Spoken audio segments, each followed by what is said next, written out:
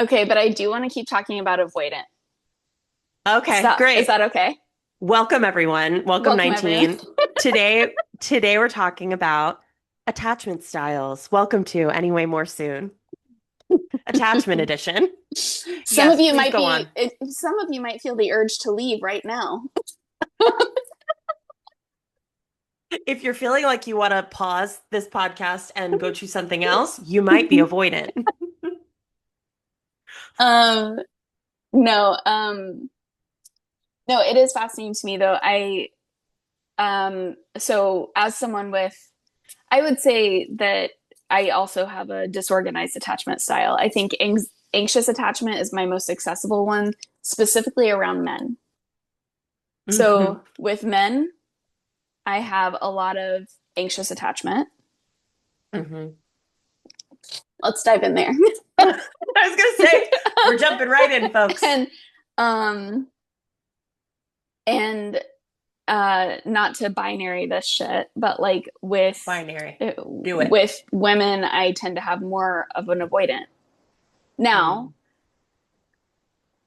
Mm. that's shifted to honestly just like mostly secure with women Okay. because I feel like I can actually talk and like be really direct. Um and Interesting. with men, I do talk and they tend to not listen. And so then I feel crazy and gaslit and overwhelmed and that's when the anxious attachment starts like leveling up. I picture it literally, it's not like I just start there. It's like, oh, we Hmm. had a conversation, you said one thing and then your actions keep not matching that literally I can feel it like uh-oh, and my brain is like fix it, fix it, fix it, fix it. Right. um and so that's when the anxious attachment really starts going in. But to your point, I mean, I do hit a wall where I become like, I wouldn't say avoidant, but I'm like, well, we're done now. like Mm. There's a like very clear, like, like I've done everything I can. The hard yeah. part for my brain that I've had to work on is that I have this sense that I have to have tried everything within my power before I can let go. Mm. And the hard part for my brain has been accepting that A, that's not always helpful. B, it's often not going to get you what you want. And C, honestly, you're giving too much of yourself through doing that. Like Mm. like I will it, and that has been true when I was dating men, of so many of them, that I would just be Mm. like, and I mean, my therapist could cite this from when I very first started seeing her, that I would say, but I haven't tried everything. But I haven't tried everything. Mm. And it was like, and I like her refrain was, it's okay to admit that this person is not meeting your needs. Yeah. Because for me, not trying everything was just lowering my needs Yeah. every time, right? Yeah. That's Let me really let me what that try was. having less. Let me try having fewer needs. Let me keep I'm sure I can change. I can be better. I can be better. I can be better. Yeah. Hmm. And Hmm. I mean, Interesting. the number of times she would say to me, "Your needs are not unreasonable. What you are asking is not unreasonable." I'd be like, "Yeah, but I mean, I do have," and she's like, "Your needs are not unreasonable." And this is when I came up with the metaphor of like, "Oh, it's like I've laid the bar on the fucking ground and I applaud when they trip over it." And I'm like, "Oh my god, he loves me. He loves me." And it's like, because Oh, he came home, Jesus. uh-oh, that can't be it. Uh-oh. He didn't directly say something mean to me. He loves me. He loves me. Oh my God. Oh, I mean, that also is very like classic. I too have a predominantly anxious attachment style, and it No way. spans, shut up. It spans all the gender expressions Yeah. that I have had Yeah. relationships with. It does it. For me, it's all predominantly pretty anxious. Um, and I think when I have any like avoidant features that come out, it's more of a like it comes from a like self-protective place, which Totally. I do think like attachment style stuff isn't always necessarily like fully clear cut. I think there are, No, um no. and a lot of it comes from surprise childhood and how I disagree we with that. I don't think any, yeah, yeah, I don't actually go think ahead and that's really that important. go ahead and speak on it, Adriana. Go ahead and no, go ahead. Because I actually want to hear more. What is it that you do think it is? Go No, ahead. can you imagine if someone was really Educate like, me. that can't matter that much. I would be like, wow, I'm so curious. I haven't heard the research on this. I haven't heard the research. Go ahead and fill me in, brother. What's going on? Well, I mean, I say that, can you imagine? I'm pretty sure that is how a lot of people are like, it doesn't matter. Dude. Anyway, go ahead. Sorry. So it, Meanwhile, I'm like, I'm coming to find actually, this is an interesting insight I've had from this week is that like actually everything in my like interests and what I care about in the world and what moves me really centers on this kind of like how your childhood impacts who you become as an adult. totally. That's my like Mm-hmm. that's my central life research question. And so I find it, I find attachment stuff very interesting. Now, I will say I haven't studied like the attachment styles specifically in a couple of years, so I'm sure there's new stuff. We're supposed to read We that need that. Read that new book from April 13th when it came out. we Ugh, have fucking talked about this, I I swear to you, know. like 6 times since it came out. And Oh no, have we got we the book talked yet? about it in January when The Guardian put out that book list, and it was on it as one that was coming out in April. We were both like, "Oh, we have to read this." Okay, can we fucking let's Yeah, just go ahead and order it you know what? maybe after this, okay? I'm just gonna go ahead and do that while you talk. Keep talking. I'm gonna order the Okay. book. Go ahead. Um, thank you. Mm-hmm. Um,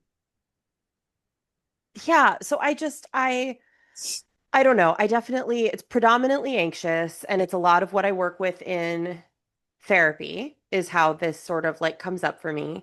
It's also I'm finding it very interesting also being an adult who is a therapeutic parent who is creating intentional Mm-hmm. attachment Mm-hmm. bonds and what it is to get to be an adult who has this level of understanding about Mm-hmm. what I'm doing and what results my parenting choices or what impact rather my parenting choices can have on my children and their ability to show up in relationships in the future. It's not like a huge amount of pressure or anything. Don't worry. It's very low stress, very Very low chill. stakes, super chill. Um, I'm hesitant to ask you a question because I know you're mid book ordering. No, ask a But question. It's okay. I'm gonna do yours first because that's you I need don't to have make to sure order mine. I am. It's fine. Okay. We need this. We need this. I do also just Um, want to go back and clarify because as you were talking about, I think I was like, I don't think I'm accurate on breaking it down by gender because I started going through. I was like, what's your evidence for that? that was going to be my question. Oh my And God, I great don't minds think alike. actually. What I'm observing is that the part about men bringing out my anxious attachment is real. Okay. Yeah, that Um, makes sense. well, let me say it this way: men, when I was dating men, being in a romantic relationship with men brings out my anxious attachment style. I don't really have that. I have a few straight male friends, cis. Um, I just want to say it's really brave of you to admit that on the thank pod. you. Like, It's really hard. I'm really, really proud of you for sharing that so openly in this climate. You know, it's a burden I carry. Yeah. Um, and we're just really all into this together. I You know can't what say I that I love have is any straight male friends, but I'm an ally to the straight male community. you know what I love is that I have your address memorized. I have your It's like address one of the memorized. only addresses that I have memorized. Like I know like I know yours, my childhood address that is now my sister's house, and mine. And like my old address. Like I always have like two or three in the background, like vaguely Yeah. from old apartments.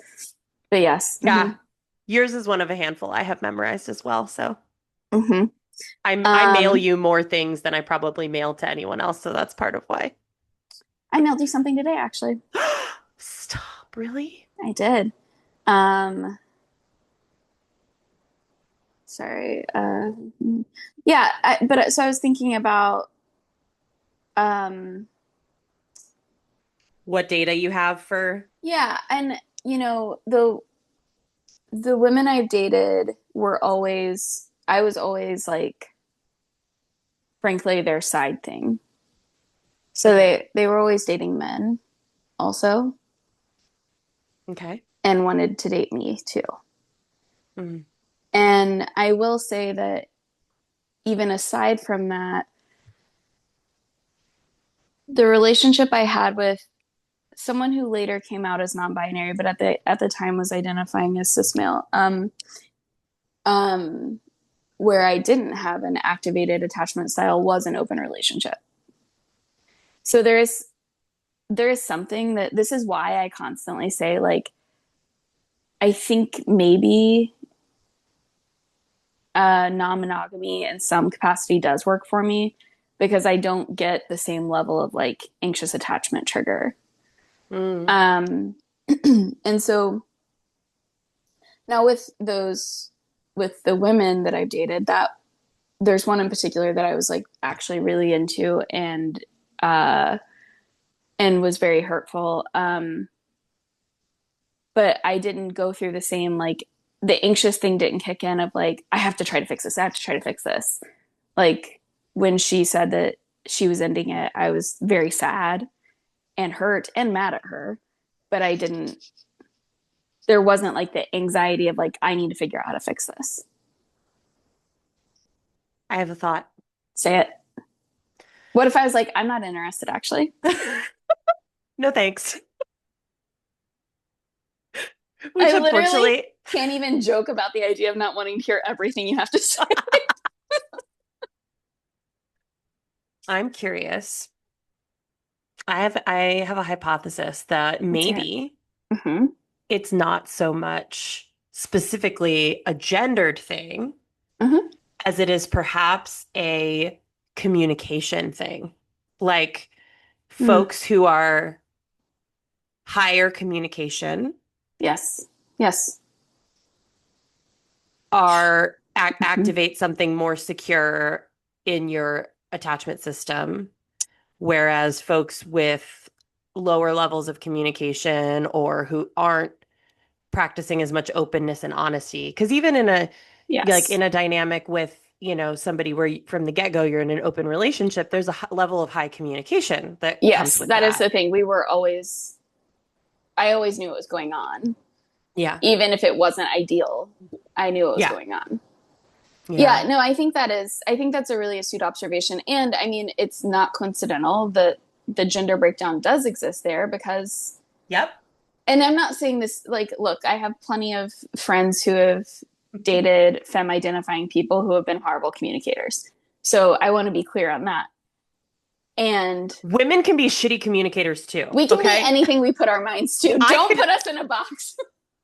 We'll break that glass for ceiling. for all the young women listening to this, you too could activate someone's anxious attachment someday if you want to, If you okay? want to. I just watched The Spy Who Dumped Me last night, and I'd never seen it before. Oh my God. And Kate McKinnon's character is just, I mean, obviously perfect in every Oh way. yeah. Oh yeah. I mean, when is she not? I know the 19 are like, the bitch. Um, but true, there was one moment where she did say something like, women can be horrible people too. We can do anything Yes. we want. Yes. Or no, women can be terrorists too. Women can be terrorists too. Oh my God. So funny. Okay, your book is officially on your way. Um, now let me. order mine. But yeah, no, it's a good question because I don't yeah, I don't think it's gender specific. I think it is that communication thing. I mean, I know it's weird to not like gaslighting, basic, but Whatever. boring. It really is. That is actually, though, truly for all things in all of life, at work, in friendship, anything, even like small incidents of gaslighting where you are telling me something in direct contrast to what's your action you're taking. Whew, big, big trigger. Hmm. And it absolutely will be a reason that I'll say, I don't, I mean, there's a lot of lesbian in me in many ways. Um, and, um, and one of them is that I don't like, it's very rare for me to be like, we're never talking again. Yeah. Um, that said, I will absolutely, and I've gotten a lot better in my late 30s of saying like we need to take a break. And here's exactly why I'm uncomfortable communicating with you. And if, you know, I wish you well, I hope you work on these things. But for me, this isn't helpful right now. Yeah. And I'll do that with friends or anyone. Like I was talking to someone yesterday about doing that professionally recently, where I was like, I'm uncomfortable with how you handled this. I had a lot of trust in Yep. you. Yep. And I think like I'll be curious how you handle that moving forward, but the way you handled me in this moment, not great. Yep. And so, which I would hope people would do for me as well, because to me, that's an act of care that I'm telling you, and I'm not just like ghosting or like, Mhm.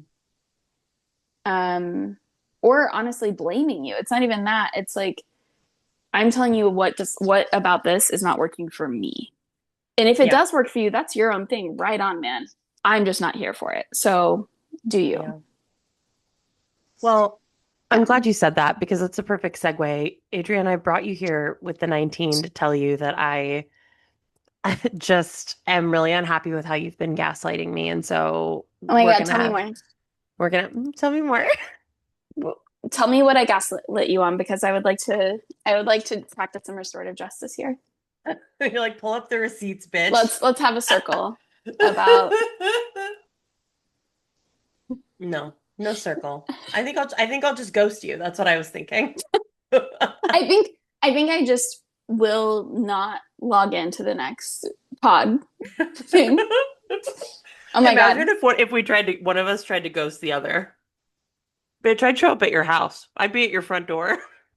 Well, if you tried to ghost me, I would truly be like, what the fuck happened? Honestly, if I checked your location also and it wasn't available, I guess I'd be walking to New York since no plane will take me. But like This is a call for any of the 19 who would be willing to drive Adriana you from could put it in Chicago. shifts. You want we'll take you to the Ohio state line. We'll take you to I can get you to Mm. Rochester. Thank you. One of our West Virginia listeners can pick you up. That's interesting. You know what's funny is because I first moved to New York and I moved upstate, my association with traveling to and from New York is on 90, the northern route, and then Mm. coming down 84 or 87, down from Albany. Um, and yours is going just straight from the city. So it's Yeah, southern we go route. straight across. Yeah. Fascinating. Yeah. Aw. We're gonna do it There's, soon. I know, I can't wait. I'm very excited. Um, okay, I have a question for you. Hit me. Okay. It's super related to everything we're talking about, so it's really convenient. What are your thoughts on like non-human primates, like monkeys and Like chimpanzees and monkeys, gorillas and whatnot. gorillas. All those people or Do things. are orangutans Yeah, primates too? all I for me, non-scientists, yes, all that whole range of species. I find them really interesting. I have I think I would say I have positive feelings mostly. Okay. Um, yeah, I find them really interesting. I find their behavior interesting to study. I like learning things about them. I think all of my encounters with them have been at zoos, which are places I have mixed feelings about. Yeah. Um, but yeah, I don't know. I think they're really interesting. I think there's an element of like they are a category of animal that obviously is closest to human, Hmm. period, Hmm. I think. And so there is a like, it's not uncanny valley because that's a very specific thing. But like Sure. there is an element of like it feels sort of odd to like make eye contact or like really to be like, oh, there's a similarity, there's like a shared quality that Absolutely. it's hard to describe that. Um, but yeah, I don't know. I'm interested in them. I often think they're cute or like funny or silly. Um, One of the immediate things that comes up when I think about them is how horribly humans often treat them. Mm. Hmm. Hmm. Um, I don't know. There's a lot of it's really funny because in our house right now, the word thinking about monkeys specifically, there is a quote from a cartoon that my oldest will quote a lot where there's a villain that's referring to characters as monkeys, like the actual animals. And so he'll repeat this quote and like say it in a funny voice, and then the toddler will like copy him saying that. But then, like, simultaneously, we've had conversations in our house a lot about how people will use dehumanizing language and imagery of primates, of non-human primates, to like disparage and talk poorly about Black people. Hmm. And so there's often a like, my kids will like be joking at each other, and then like someone will call someone else a monkey, and they'll be like, "Whoa, whoa, whoa, we can't say that one because that's a racist one." And they'll be like, "Oh yeah, yeah, yeah, okay." Like, so we've had that conversation separately, and then we Mm. have this like running joke quote from a cartoon that's completely separate from that conversation. But then the toddler will say it, and then one of the other kids will be like, "Hey, yo, she can't say that. That's racist." And it's like, "Oh, uh-oh. I think she's quoting this older child who's quoting a cartoon. So, like, actually, I don't know." So Right. immediately that dynamic was also Yes. just evoked for me as you asked about them. I started thinking about like that piece. That is something that Hmm. is like called to mind for me. Or I think wasn't it recently that Trump shared a video Yes. that was the Obamas as, Yes. yeah. Yep. So like stuff Yep. like that comes to mind too. Totally. Yeah, so it evokes a lot clearly from in Yeah. a lot of different. Yeah, what about you? I love that because I had no idea what kind of answer that would prompt.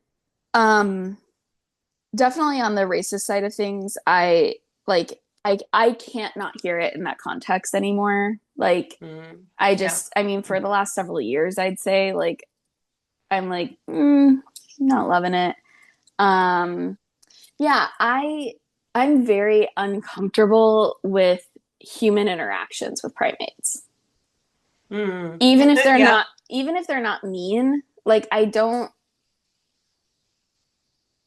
there's something about well, I hate that people have them as pets. That's bananas to me. I'm just like, why would you do that? I mean, there's a lot of things I have issues with a lot of pet culture in general.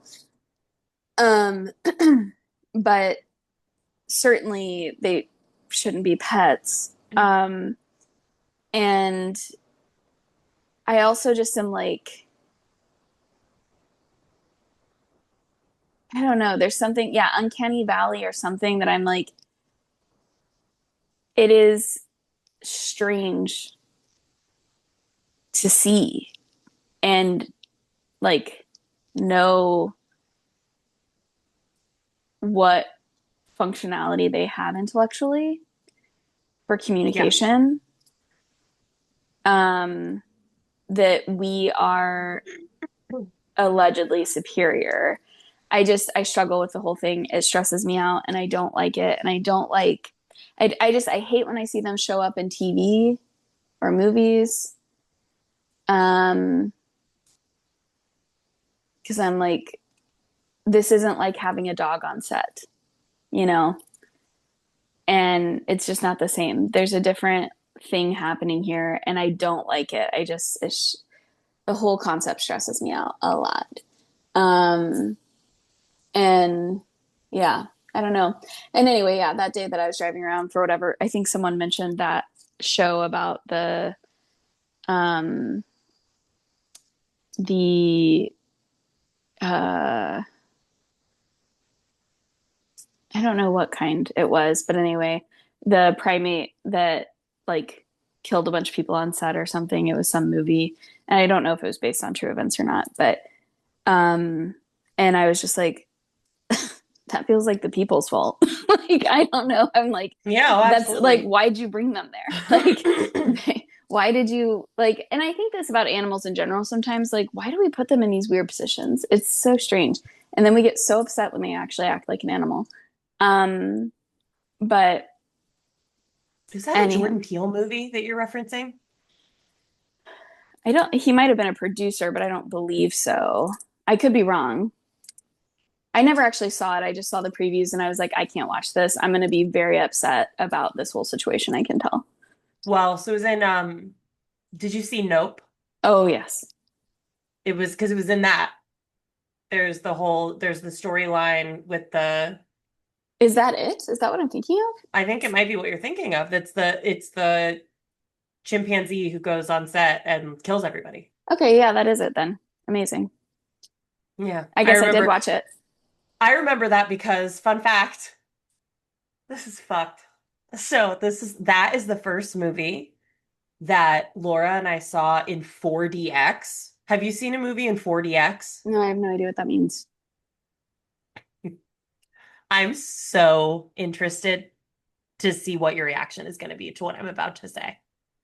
So we didn't know what it meant either. We just knew that this was the showtime that we were like on Exactly. time for. Yes. Yeah. And it was Regal Union Square. So lots Great. of theaters. We bought the Yeah. tickets. Yeah. It's 4DX. We noticed immediately the seats are different. No, no, nope, nope, nope. I don't like it.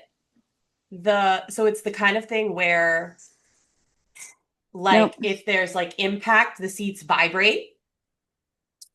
nope, They if you're there are scenes where you're like nope, going along with nope. someone riding a horse and your seat moves like you're riding a horse. No.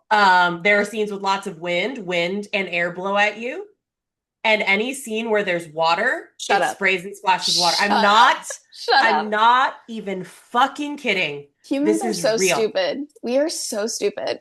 So I'm gonna reorient you now because you've seen the movie. Uh-huh. Spoilers follow for the movie Nope, by the way. It's already been I mean some of it's already been spoiled. But so yeah, this scene where a Yep. chimpanzee is slaughtering people and there is liquid flying around in that scene. Uh-huh. And so we're getting splashed Stop it. through that whole thing. As a person who doesn't do well with blood, also, by So the way. I'll never forget that movie. Do you know what this made me think of though? Separately, very different. So get ready Uh-huh. for a turn. There have been no turns Monkey, so far. I mean, attachment style to none. how we feel about primates. Well, to take it back though, you're gonna really like this. So just buckle up. Um, to bring it back to attachment style, I also think when I think about primates, I also think a lot about like there are a lot of psychological studies that have been done, questionable in terms of like ethics. Ethics, yeah, yeah. Um, some of the most famous ones being who was it?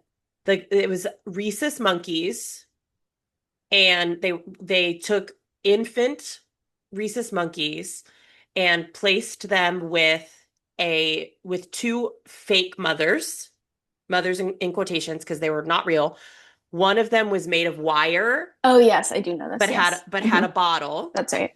and then one had no bottle But it but was was soft. soft. Yep. And then they would switch which one had the bottle, and they studied this, and overwhelmingly Hmm. the monkeys attached to the soft mother that provided comfort. Yes, exactly.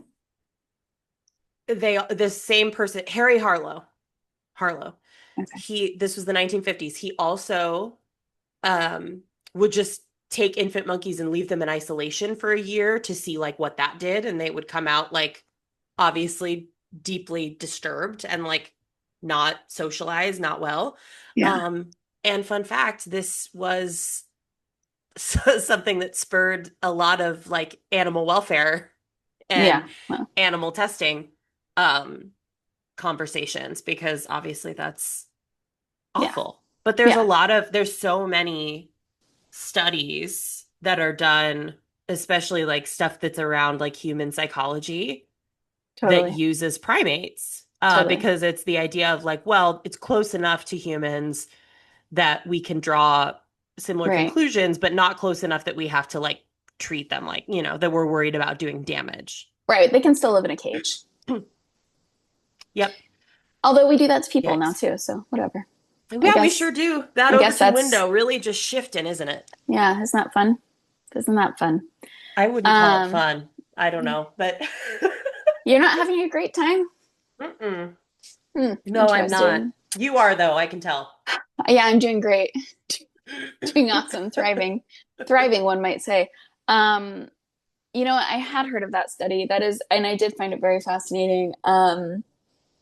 I I do find it fascinating that we find primates and rats to be the best things to indicate what human reaction will be to things. That's fascinating to me. And I think pigs as well because of their intelligence. But Part of it with rats, I think, is how fast they're able to reproduce. Because that's who you'll see a lot of the studies of like intergenerational stuff is mm, rats, because they so reproduce I more quickly. come from the state of Eli Lilly, and so there's in the nearest town with a Walmart.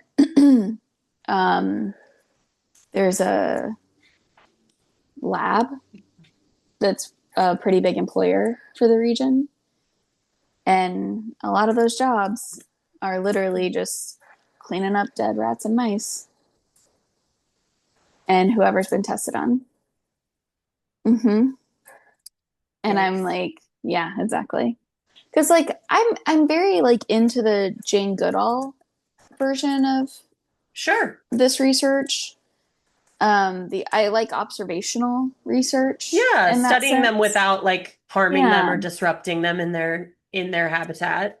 And I don't think we need, it's really just capitalistic expediency, I think, that presses us to do these other methods because, like, I'm thinking about even in farms or like where you have animals in pastures and like behaving in a bit more natural settings. And you can learn a lot just from that. I mean, it's wild to see how they behave and react. And I mean, this is one reason that I haven't had a dog in the city yet because I'm very used to having dogs outside. And like we grew up always having like a little pack of dogs, but they were all outdoor and it was amazing. It was fascinating to see how it happened. I mean, like they get jumped in basically and then Yep. um the young ones literally are taught the rounds every night. And there was a path and I don't know how they did this, but they literally had a path of our property edge that they would go every night, all of them in a row, trotting along there with their noses on the ground, smelling and just making sure nothing's around. And they still do it. I mean, to this day, my parents' dog does that. And like seeing their natural instincts, natural to some extent, right? Mhm. Versus like when I was a dog walker, the number one challenge that I experienced was just dogs don't even the friendliest dog, if you're not there and a stranger comes into your apartment, Hmm. their instinct is this is my territory and now a stranger's here. Hmm. This is not Hmm. safe. Hmm. And some dogs are, I mean, honestly, they have fight or flight just like us. Some of them are like fight, and some of them are Yep. like help, help, help, help. And Yeah. they'll resort to fight if they have to, but their Yeah. tendency is just tail between the legs, get me the fuck out of here. Yeah. And but none of their instinct is cool. A stranger's This here. is fine. This is fine. A Whatever. stranger's here and my safe person's not here. Uh-oh. So truly people would be like, well, no, no, he's so sweet. And I'm like, I'm aware he is when you're here. Like things are different. And like and they should be. Like that's we don't need to get them out of that. And I remember taking dogs on elevators so often because I walked a lot of dogs in high rises. And these dogs that people would quote rescue from the country. And I mean, elevators were so upsetting to them. Duh. Yeah. Because it's a stupid thing we're doing. Like I don't and I the number of these dogs I just had to carry while they shook. And Oh. and the people were just like the people that I was working for who were good, but they were just like, I mean, they do just have to adjust to it. Like they just have to. Like this is their life now. And I was like, see, I find that upsetting. I don't like it. I don't like it. Like get a yard. I just like anything. Live near a park. It's just don't live 50 floors in the air. Yeah, dude. But yeah, I mean, and also, I mean, you know my thoughts on cats that I'm like that's very unpopular, but I'm just like I love Tony and I don't want Tony to leave me. But if Tony ever quote ran away, I'd be like, no, Tony made a choice that day. Like Tony is aware what happens here. And like and if she's a cat, like she's an independent operator at the end of the day. And if she's Yeah. like, no, it's worth it to me to go see what else is going on. She says, I'm not gonna let this bitch get me with those clippers again. Exactly. Get me out of here. Um, yeah, but I know I have so many. I mean, my dream cat situation is actually an indoor outdoor cat because I think they are every indoor outdoor cat I know, or even just outdoor cat I know, is like psychologically more sound Yeah. because they're just entertained more. You know, they've got shit to do. They're Yeah. not desperate. They don't meow as much because they're just, again, they're entertained. They're not Yeah. stored up energy and all of that. And, but yeah, many people I know are very upset at that idea. They're like, they'll definitely die. And I'm like, well, first of all, no. And also, like, this is a little panther. Like, I don't know. Like, just let her go out and kill some shit. But Yeah. anyway, yes, I have. I also increasingly am just struggling with pet stuff in general. And that's been in the last like 5 years that I'm like, there's something about watching dogs walk around with like a leash and a collar on that I'm like, and like getting yanked every time they try to smell something. And I'm like, oh God, like what are we? Ooh, it's just weird. Like we're all like humans are very lonely. Dimitri Martin has a really good joke. Well, he has multiple good jokes about pets.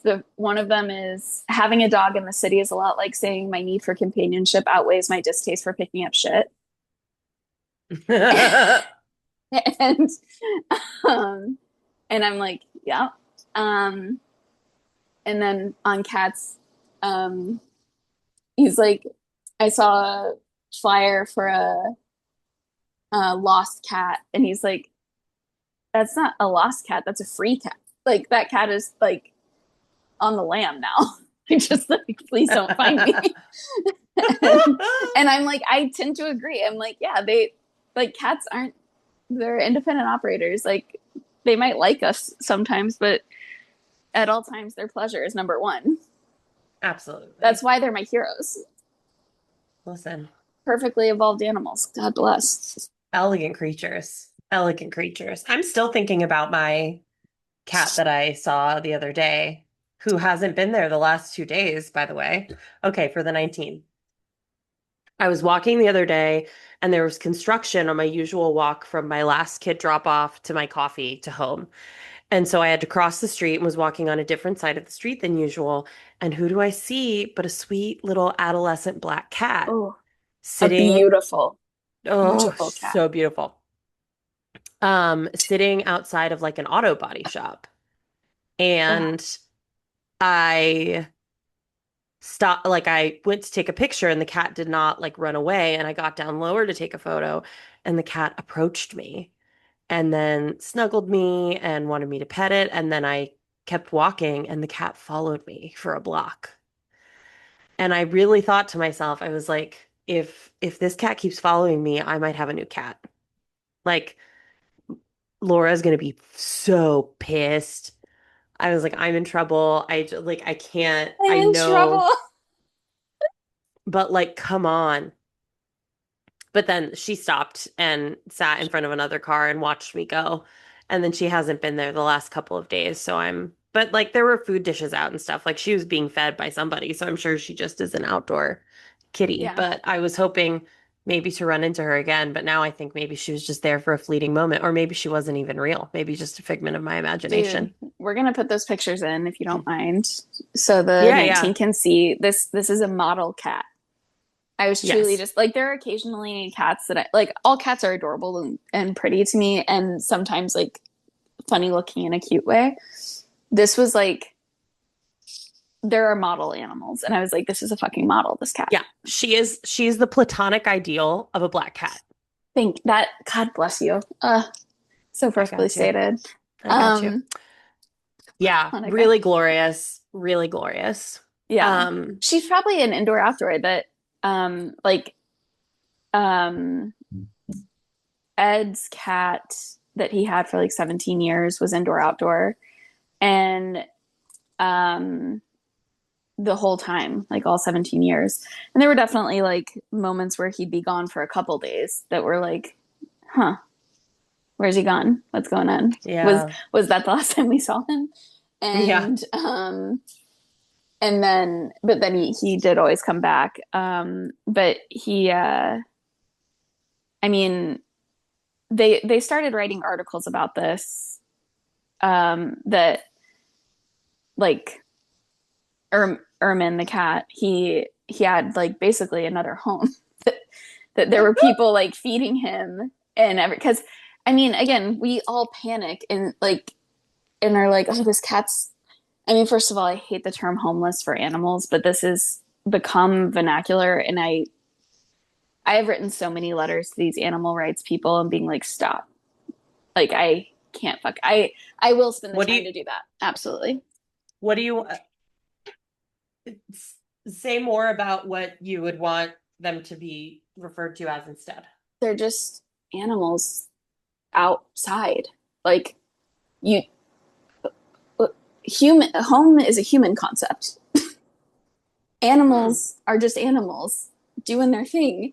And like, usually all those sad things we see are what people have done to them, not what they've done to them. And That so, like, yeah, I mean that's fair, and we're I not guess. tackling human homelessness. We don't give a Yeah, fair. shit. We don't give a fucking shit.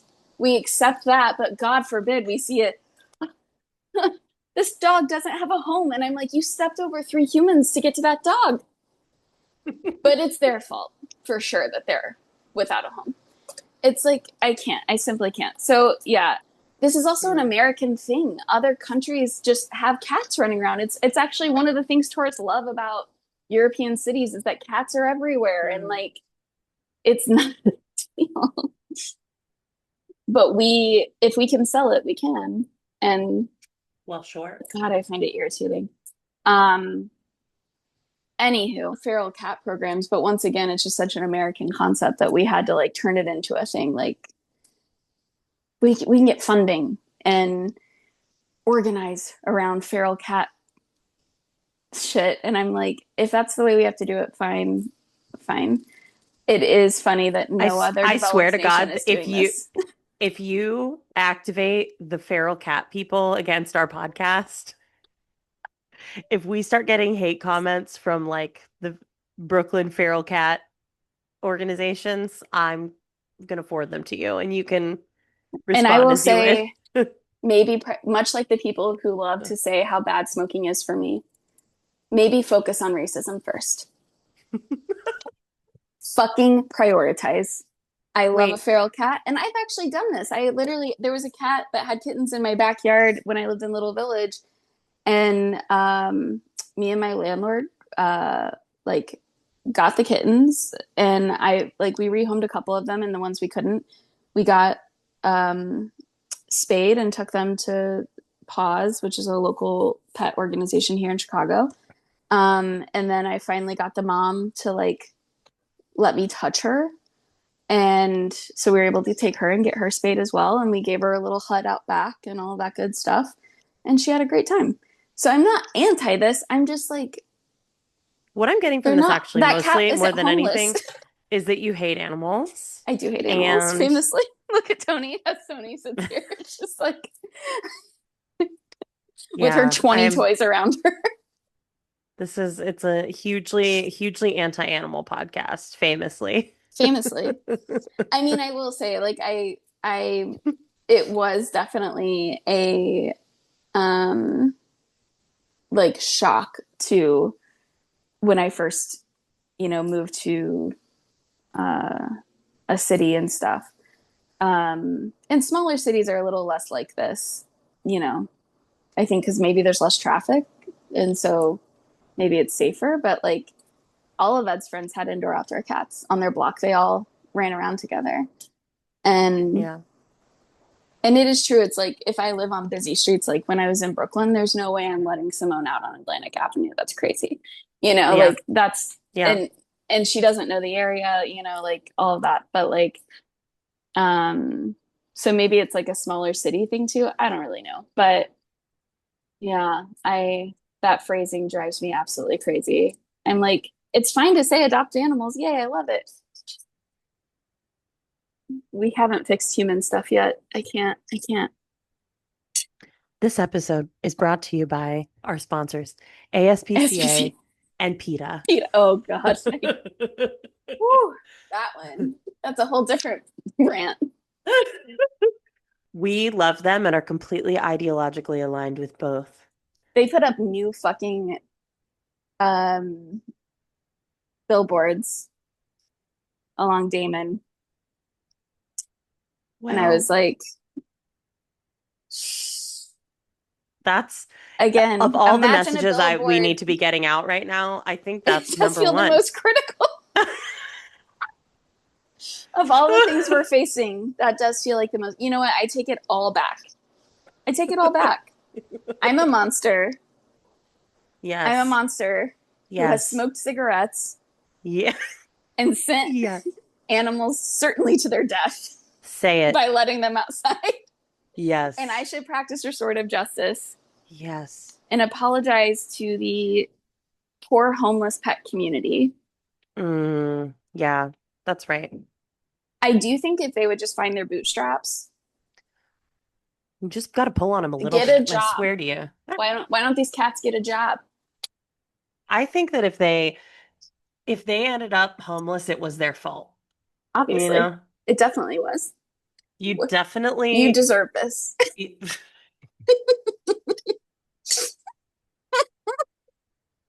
Okay, I have to tell you something, which is that I started singing something to myself while I was walking today. Now, I know you have this experience too Mm-hmm. of your fingers Sleepy. swelling up Yes. when it's hot and when you're walking Yes. a lot. Yes. Yes. Yes. And I started singing myself a little jingle, the jingle, which I cannot remember, but centered on the phrase sausage fingers summer. God, I love it so much. Come here, baby. Because here's the thing about me, I have Here's our short cat that I fingers. hate. Oh, Tony, I'm so sorry that you live with a known cat hater who's doing so publicly and so unabashedly. I know that must be really damaging for your psyche. I just want you to know that Look at I'm her still bald here little for chin. you. I'm still here for you. Okay? She's so cute. Hi, I know, baby. she's so pretty. Anyway, go Beautiful. ahead. Sorry. So sausage No, that's all. fingers. That was the whole story. That was the whole thing. I am obsessed. I am absolutely, God, that is fucking perfect. I am absolutely obsessed with that. Sausage finger summer, here we come. Because look, they're already, and I'm not talking bad Yeah, me about too. myself. No, it's just what Like it is. short fingers, Same. Yep. you Yep. know, that's just the shape. That's just how my hands look.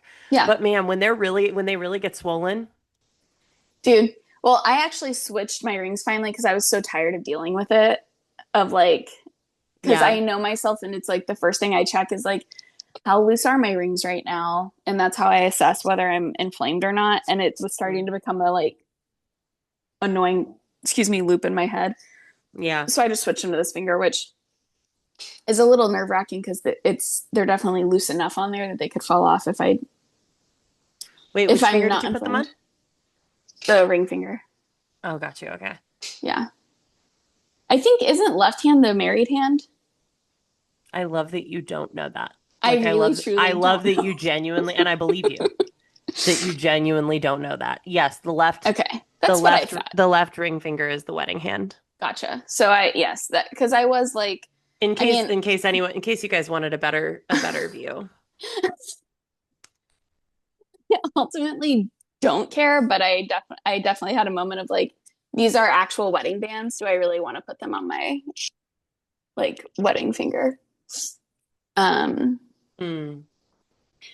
I need everyone to know I'm a Bales on the market.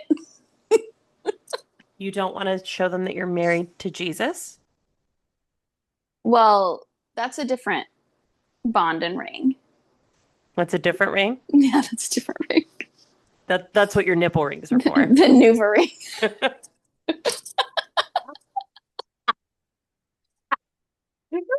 I have a Nuva ring for Jesus. Oh my fucking God. Ring just makes me think about when I was in high school, I was a peer sex educator, Yeah. and also when I was in college. And so I did a lot Big whore. of big whore. And so I did a lot of like demos of, and one of the workshops that I did was a birth control workshop. And we would bring this like,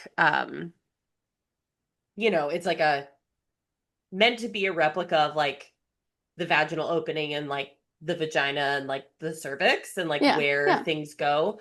And Mm-hmm. so vividly remember doing demos with like a Nuva ring and like how you put it in and stuff for Uh-huh. people. Uh-huh. And people being like, whoa. I also remember being like, you have to keep them in the fridge, which people were Sure. like, that's weird. And I'm like, no, not after you put it in. What are you talking? Um, Yeah, you live in a fridge now. You have I a Nuva never ring. Get in the walk-in. stay in the fridge. I I've never used a Nuva ring. Fun fact. That's a No, birth I control didn't method either. I never tried. I only did one birth control thing ever, and that was an IUD, and it only lasted for a year because it was either imperfectly put in or my body rejected it and was ejecting it. Yeah, mine I also had issues with. I had an IUD for a while. I also had I've told you this, right? I had an implant on, the gnarliest experience of my life. I don't know. Are you familiar with implant on? No, is that the arm one? Yeah, so it's a little implant that goes like in under your arm, under your skin. Which when I got it done, I told my mother about it. My mother, when she was younger, like my age at the time ish, like mid 20s into early 30s, actually when she was pregnant with me, but before that also she worked at Planned Parenthood Okay. and she was a nurse. She still is a nurse. And she actually was one of the earlier patients at the Planned Parenthood where she worked to try I think it was Nexplanon when it first came out, but it was multiple implants. And so they practiced on her putting them in. And she said it was like multiple ones in her arm. I only had one, but it was putting it in was awful and it taking it out was awful and also having it in awful. Awful. For I don't like the concept. Like the concept, awful. Awful. Yeah. Not The sleeping hormones with also men just, really is the best option. can I just say, can't recommend enough. Birth control method. And now it's not fail safe because there are non-men in the world who can still impregnate you. So be True. mindful of that. Um, but yeah, just you could just don't have sex with anyone who could get you pregnant. I mean, God bless, It honestly. works great. Um, it is also really exciting to be able to, I mean, you did this recently, but it's exciting to be able to go to the doctor and have them be like, "What's your birth control method?" And to be like, "I'm gay." Truly. It was so much fun. It was funny after that that we were talking about um exercise and my relationship to it. And so I always briefly just mentioned like that I was a fairly intensive athlete for my formative years. And and so I and that because that obviously contributes to my relationship with my body and how I exercise. It does? And I mean only a little. Yeah, just a little bit. Um mostly just because I'm so sensitive. But You? No. um I when I said that, she's like, "Oh, what'd you play?" And I was like, "Softball." And she was like, "Okay." It was like, in case it wasn't cliche enough yet. Lock it. Yeah, exactly. That's Um, hilarious. I know you want to go in between the two mattresses, don't you? She's yep, there she goes. You know how the futon is the two mattresses? She's on them and diving in at the same time. She's very curious right now. Honestly, I get that. There's a little I know. sensory deprivation there. Honestly, it if I could like still with an opening and see light, do that and just be like slightly pressed. Oh, that sounds awesome actually. I love a weighted blanket. How do you Nice and feel about enclosed. how do you feel about weighted blankets? It's tricky. Well, let me settle in for this one. My relationship to blankets. You had one on earlier. Sorry, hold on. Let the 19 Excuse let the me. 19 know. Here we go. Look at what my bun does to this up here. So my relationship to blankets is interesting. The thing is, I just like want to toss them on and off. Mm, I really don't like being too warm. mm-hmm. I also don't like being too cold, but I really don't like being too warm. So I like a blanket that I can sort of quickly like move on and off. Sure, And sure. weighted blankets are tricky. We also got a couple weighted blankets when we first got kiddos, Mm-hmm. and we found that they were difficult to clean. Yes.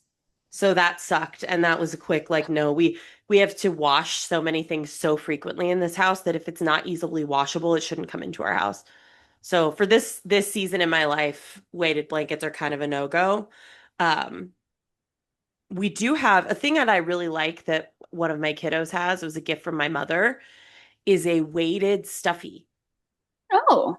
It's a stuffed dinosaur and it's filled with the same like Mm-hmm. beans as Beads the or weighted whatever. Yeah. blanket. And our kiddo with autism loves it. Oh. Loves it. It's a very nice like sensory. And so does our another kiddo's sibling with autism really loves it as well and will choose it when he's over here as his like go-to sleepy time toy. So if you love a weighted blanket but you don't want to have to clean a weighted blanket, look for a weighted stuffy. Another option because I do like weighted blankets and I my sister got me one years ago and exact same thing that I was like, how do I fucking clean this? Like I don't know what I obviously will break a washer or dryer with it. But the Yeah. one she got me has little loops on the corners for a duvet cover. Oh, I love that. And so I now I haven't found a duvet cover for it yet because it needs to be twin size and it needs to have the strings on it. Because as a weighted blanket, obviously just a loose duvet cover is simply not going to work. Um, and so I did get it. My sister did then get me a twin size duvet cover, but it didn't have the strings on it. So Mm, it doesn't stay in place. Excuse me. And so yeah, but that was, once I find that, I'll be, because I haven't been using my weighted blanket for a while because I find it so gross right now. And I like mm, spot cleaned it, but I'm like, I want yeah. a different thing on it altogether. Yeah. Um, and especially with pets, I really like to be able to actually wash all my shit. Um, so yeah. Yeah. But yes, I'm a fan of blankets. I like feeling cozy, and I'm very like seasonal with them. Like I love the seasonal switches of blankets. So like I have my winter comforter, Hmm. and it's very exciting to me when we switch to the moment where I get to have that on the bed and it's so thick and cozy and fluffy. Yeah. Oh, yeah. Um it always feels very luxurious to me. Yes. But then I equally love when we switch to like spring and I switch it out for like the spring like quilter blanket. Yeah. And that also feel like just the feeling of it on my body sensorily, both of them is so satisfying. Mm. Um, I don't usually sleep with a weighted blanket on me. Um, I have occasionally, but especially like in the winter, if I'm really like cold, just like the more weight, the better. I also, Yeah. growing up, we didn't, it would get very cold, and um, we didn't have weighted blankets or even really like comforters in that sense. And so just there would be like 4 or 5 blankets that you'd pile up on your bed. Yeah. And the Yep. feeling of crawling under like 4 or 5 blankets was very relaxing. Were you doing EMDR just then? Was this No, a that's new tap? I know. Were you, I was like, are we no, doing a new, this is EFT. This is a different type of tapping. EFT is what is that? what does it stand for? I think the EF is emotional freedom, actually. Oh, EFT. Hold on. happy 250th. EFT. What'd you say? So the happy 250th. Emotional freedom. Oh God.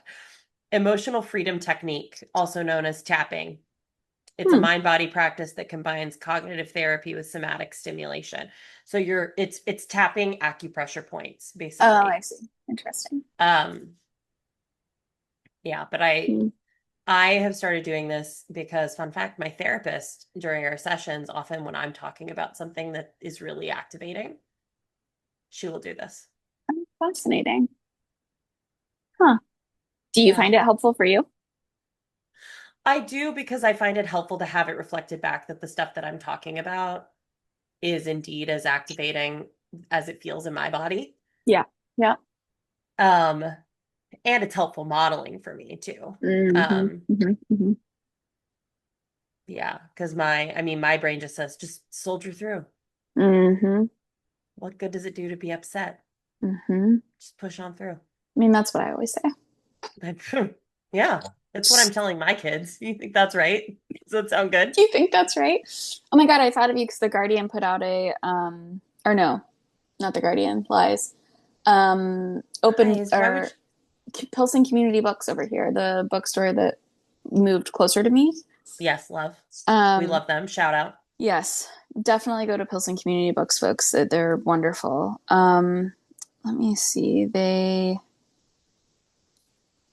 Oh, fun fact, I got my results from the gynecology. I don't have HPV, so good for me. Thank you Congratulations. so much. That's great. I feel like so many people have it these days. I mean, I honestly was shocked. I was like, Yeah. huh, okay, cool.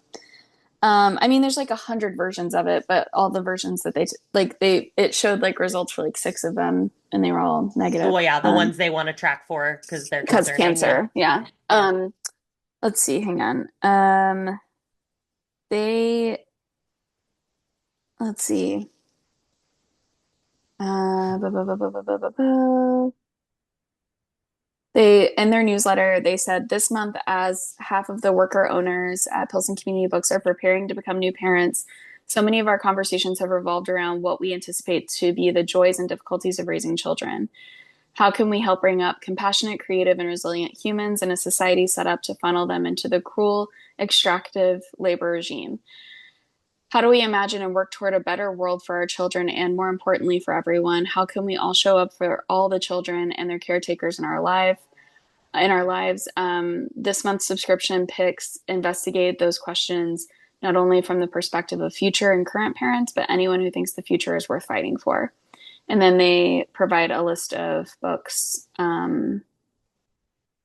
Seeds of Change. Oh wait, no, sorry, those are the titles of the sections. We Grow the World Together: Parenting Toward Abolition. Solidarity with Children: An Essay Against Adult Supremacy. And Revolutionary Mothering: Love on the Front Lines. And those are by, sorry, I should say their names. Maya Shinwar and Kim Wilson wrote the first one, We Grow the World Together: Parenting Toward Abolition. Madeline Lane McKinley wrote Solidarity with Children: An Essay Against Adult Supremacy. And Revolutionary Mothering: Love on the Front Lines is a book of fiction, poetry, or drama. Let's see what it is. An anthology edited by Alexis Pauline Gumbs, China Martins, and Maya Williams. I'm not sure. MAI apostrophe A Williams. I love Alexis Gums. She is like one of my favorite Audre Lorde scholars. She Oh, there writes you go. about Audre Lorde. Yeah, yeah. Nice. Well, Revolutionary Mothering: Love on the Front Lines might be one to look into. Anyway, That doesn't, it there's a doesn't, little I don't book know, list. Adriana. I That don't know. doesn't sound like you. It doesn't sound like me. You That want to know doesn't, what's interesting is when they sent that, my first thought was AJ should be on that list or curating that list. Now, that's so sweet. I then was like, other people can have thoughts too, Adriana, not just your best friend. But yours are obviously the Well, best. I haven't written my book on mothering yet. Not yet. Not yet. I think it'd be interesting for you to go through your other pod and pull out and transcribe from episodes key topics and then put together a collection of essays. That's a great idea. I think that is the place that I'm at with let's talk about where I'm at with my creative work. Let's Let's just hear go it. ahead and just round out this conversation with a Love it. little discussion of creative practice. Which, by the way, we should announce to the 19 that we are in the process of exploring a writer support group. So if anybody thinks that that could be a space that they might find beneficial or be interested in, you should reach out because Anyway, more soon at gmail.com. thank you for that. I was hoping you'd remember what the Gmail was because I I didn't. think that's it. Fingers crossed. Um, Give it a shot, see what happens. if not, then just desperately comment on one of Yeah, our exactly. comment on Honestly, Spotify and leave we'd love everyone to your see it. email address. Oh my God, hilarious. Um, what was I gonna say? Oh, um, yeah, I think the place that I'm at right now is that I need to and it's this with my writing, it's this with my photography. I feel this I need to be working on something. I need to be generating something. I need to be Mm, making something or doing something that I'm not doing, or I need to be focused on the defined next project or the thing that I'm going to mm. do. Mhm, mhm. And in fact, if I really pause with it, I really do think actually a great thing for me to do would be to go through my existing work Mhm, and refine or decide what I want to play with more or decide what's a great start to something. mhm, mhm. But the idea of the amount, the volume of what exists is overwhelming. Mm, mhm, mhm, mhm. So I think I'm at that place where I agree with you that that's a version of a next step of what I'm going to do. I was going to say I need to do or I should do, but I don't like that language. Um, what I would like to do and what I Mm-hmm. plan to do. Mm-hmm. But I am encountering a very strong feeling of, well, that's overwhelming and I just don't have time for that. I don't have time for anything. I never will have Yeah, time for anything, which then takes me to a really helpful place of identity collapse, which we all know you can accomplish so much from that place. of course. Famously. So, yeah, so that's Um, where I'm at. First of all, I authentically would like I'm energized at the idea of going through your archives. So that is the type of thing that I would love to be helpful in any capacity because when I say that I truly was like I would do that with you or for you. Like I would organize stuff for you in that way. That sounds calming to my brain. Um which leads to where I'm at creatively, which is possible avoidance. I don't know. Cause I'm like, oh, your No. project? Great, let's do it. You want to just swap? No, because for all those things I said, all those books I referenced about parenting, You got to read your all those first. your children don't deserve that. To be a person who is this is my creativity has both really benefited from and also suffered hugely as a result of my level of self-awareness. Oh, oh, 100%. Like incredible impulse for creativity and um, occasional paralysis of the vision is too great almost. Yep. I can't accomplish it to perfection, therefore I can't start. I have that same impulse all the time. And I'm so jealous of and fascinated by and encouraged by people in my life and people that aren't in my life directly, but who I like listen to their music or whatever, who compulsively create. I'm like, man, I want that. I want that. I'm sending you a picture of Tony right now. Please. She's just very cute and like she's napping on the back of the couch, but literally with her paws like sleepy time under her head. You know, it's very sweet. She's been taking the funniest the when she put her paw on my knee yesterday, it was because I was watching Chelsea Peretti shorts on YouTube, which everyone should go do. I Everyone should listen to love Chelsea her. Peretti's podcast. She's the best fucking person. I'm obsessed with her. And um yeah, anyway, I'm not into like the short video world except her. She nails it to perfection in my opinion. And so do yourself a favor, check it out on YouTube. Anyway, I was watching those and they were making me laugh so hard. Tony was laying beside me and she literally put her paw on my knee. Bitch. Shut Like up. it felt more like she was worried about me. Are you breathing okay? But because this had disturbed her from a nap, she put her paw on me and then very quickly just fell asleep on her paw on my knee. That was me last night putting a toddler and an 11-year-old to bed, and all of us just piled into my bed listening to ASMR, and the bigger one falling asleep first, like instantly snoring on one side, the toddler on the other, not yet asleep, and me just being like, oh, please go to sleep. And then I don't, I'm not looking at anything on my phone because we're like listening to an ASMR video.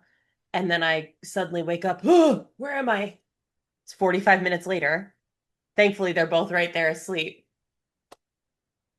And I'm like, oh, I still have like, this is like the struggle. Parent of small children struggle is that when you're trying to get a child to go to sleep Yes. and you get yourself sleepy in the Yes. process. There's the first episode of Better Things, the scene where she puts the youngest kid to bed and Yes. she's like, "Mom, lay with me." And she's like, I can't because I have stuff to do. And if you touch me with your baby hands, I swear to fucking God, I'll fall asleep." And then she does. And Yep. very, I mean, Yeah. Again, that is not my lived experience, but there was something about that scene that I was like, that is a visceral expression of a real Yeah. experience. I mean, Um, while you have not had the lived experience of being a parent, I do, and I've told you this from the, like, when we first started to get to know each other, just the way you talk about kids and the way you talk about observing other people hating parent him, is like hating hating them, him. judging parents mostly, really like critiquing them a Moms in lot. particular. Moms Oof. especially. I You're hate cats and I really hate moms. You know, what can I say? um but no, I do feel like there is a level of like, yeah, you connect with the experience of what it means to be responsible for keep protecting and like caring for another person. Mm-hmm. There is like Big time. that's the sense I get. There's like a visceral, Yes. It is like in my, like even you saying like protect, like my chest has like a reaction to that. oh yeah. Mm-hmm. Big time. Yeah. So I think that with moms in particular, I am so annoyed with how we treat and conceptualize motherhood in this here great America. And I'm even just here actually. That's a pretty we share that with a lot of cultures, unfortunately. Well, What's keeping you alive? On that what is glorious note. what is keeping me alive? I let's think about that for a minute. Well,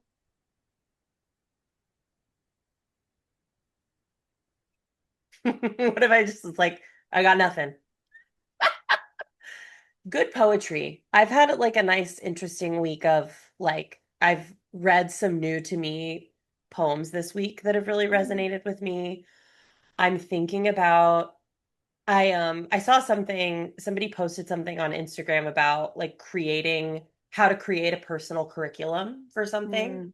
Mm. Mhm. Um, and this person talks about, I design these for myself all the time, and here are the steps that I take when I like decide I want to learn about something, and how I structure that, and the Mm, steps mhm, that I mhm. take, and like surveying what is already out there and who I need, like what I need to read, not just reading but also like watching things or listening to Yes. things or going and experiencing things. And I do think I want to do like a poetry immersion. I do think like that is also going to be helpful to my Hell writing yeah. brain. Hell yeah. Um, I also am finding right now I'm really interested in because I'm going to say something and it might be surprising to you. So I just want you to prepare yourself.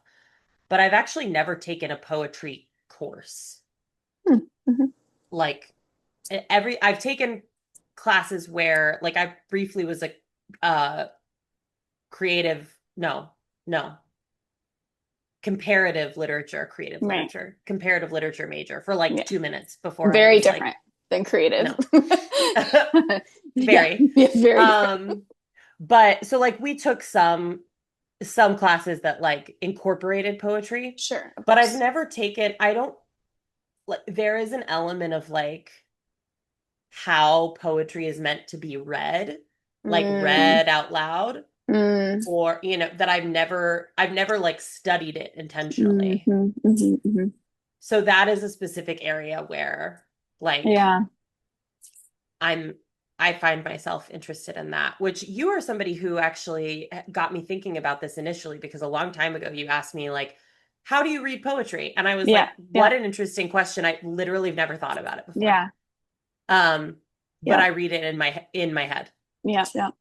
And occasionally, Hmm. like when I used to record meditations, or I would do guided meditations as a part of Hmm. different settings, I would often read a poem, Yeah. but that was the extent of like reading things aloud. Interesting. Um, so that's part of it, is I want to do some of that. So I think that is something that's giving me energy, which Yeah.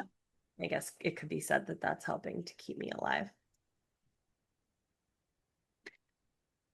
What about you? Oh gosh, I love it. Well, first of all, that's very fascinating to me. I've always found poetry so fascinating to me, as is like a writer like Kafka or surrealist literature um, where there's authentic play with language, which I've said this to you before. I talk about it a lot, but like I'm very fascinated with making art out of something that exists to typically in a kind of structural, like philosophically in a structural lens, language exists in that structured space. Yeah. And um, as a tool for communication. And and and it has such undefined edges compared to other structural tools that we use to do things. Um, that making art out of it is very fascinating to me. And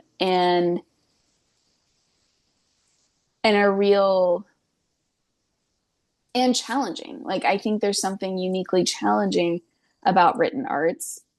Um, that often, people who are writers have to have another art practice, even if it's not their dominant thing, where they paint or draw or something like that, because it clicks into a different part of your brain to do Yeah. something like that Yeah. versus, again, this tool that we're using to try to be creative.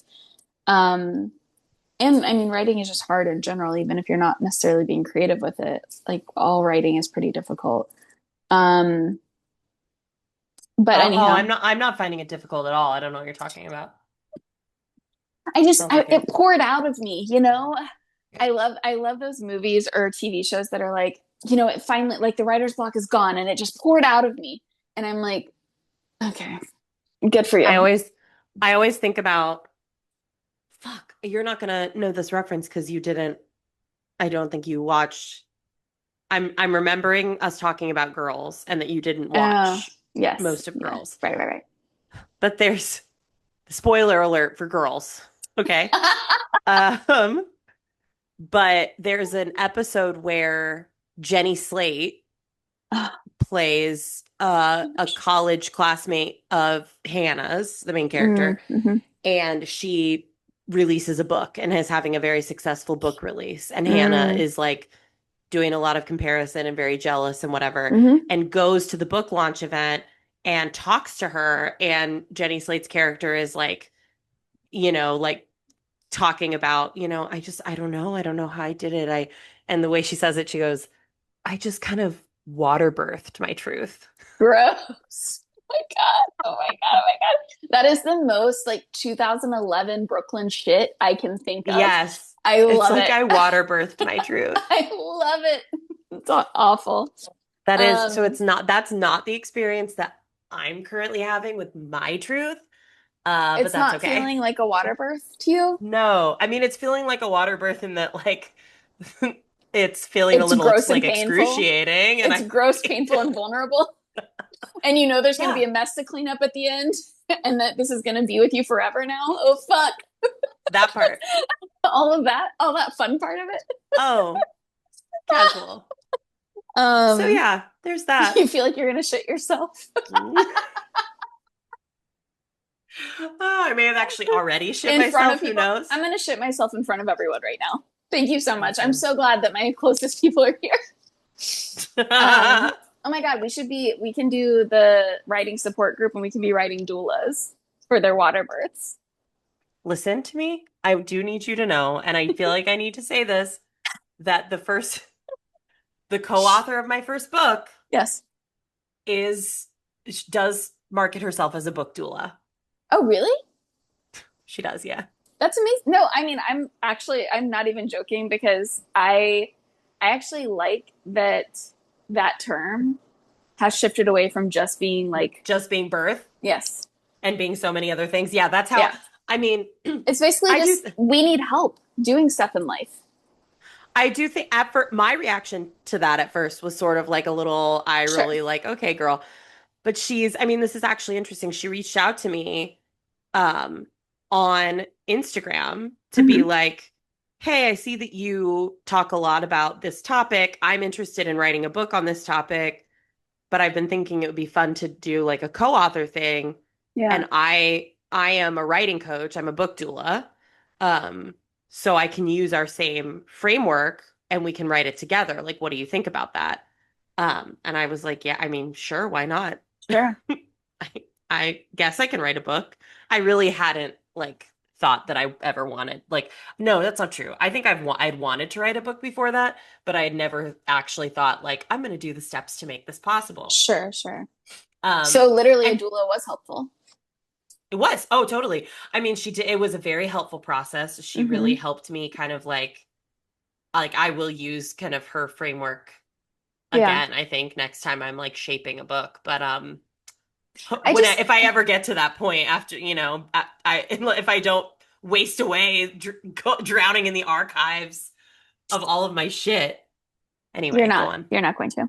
Um, I, yeah, so I like the concept of doula just in general as like like the older I get, the more I'm just like, if there's anything I could say to my younger self, it's like, um, figure out how help fits in your life. Yeah. Because it is also like, I don't regret not getting help from certain people.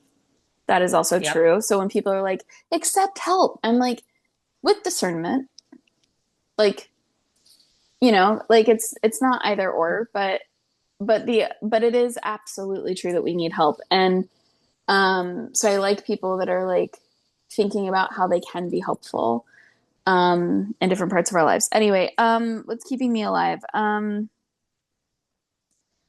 It's a great question. Uh well, Well, barely anything, frankly. See you later. um I yeah, I don't know. I mean, I do feel like I haven't been doing shit lately. I mean, your visit was like it already feels like it was too long ago. I'll say that. I literally was there last week. Can you believe that? No, I like literally because I was talking to my parents last night and I was like, because for the 19, my birthday was on Monday. And so people Happy have been asking, belated. thanks. People have been asking about my birthday, and I'm like, like the Sunday night before, friends and I got together for drinks, and that was really lovely. Um, and but on my actual birthday, I didn't do much of anything other than truly feel like as if I laughed at myself on Monday actually because I was like, you know what, I'm gonna get this because it's my birthday and there are no limits, blah, blah, blah. And then I was like, you get a donut like every day. This is not special.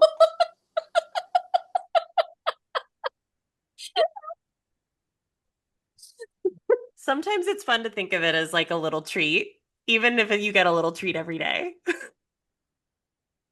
truly was like, what are we doing? Which is, I truly have been like, we do need to rein this in a little bit because something should be treats and you should feel special about it, not like every day I do this. Um, Sure. but in this economy, who can afford it? Anyway, Oh, true.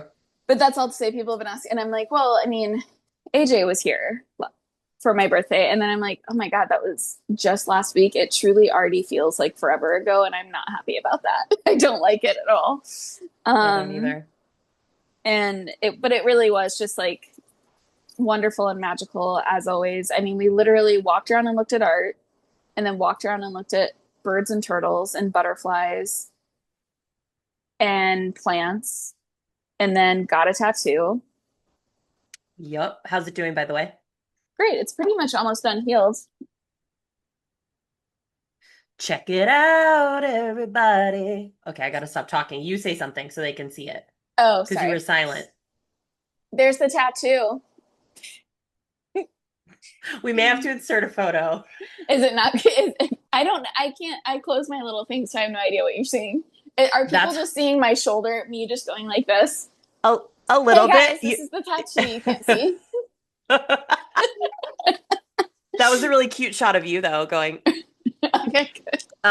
No, we did get some of the tattoo, just not necessarily the whole thing, but it was a great picture that Well, I you took, so took make sure the, to yeah, include that. you took like, I was truly like, oh my God, it looks so cool. I mean, you can't see anything but my arm, but like, But it's a cool there's arm. something about it like that I'm like, "Ugh, that's cool as shit." Um, anyway, yeah, so I would say, you, our friendship, I'm counting down the days to see you again and Buddy. meet some of your other fam, which is exciting, and see your live-in fam. My live-in fam. Your They're live-in excited to fam. see you too. Um, It'll be you'll fun to have to have let me another know if little there's. visit. I mean, I'm obviously going to bring treats, but let me know if there's any Chicago specific shit that you want me to bring down.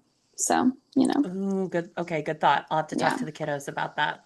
yeah. See if they have thoughts and feelings. Oh, But God bless. until then, Anyway. more suit.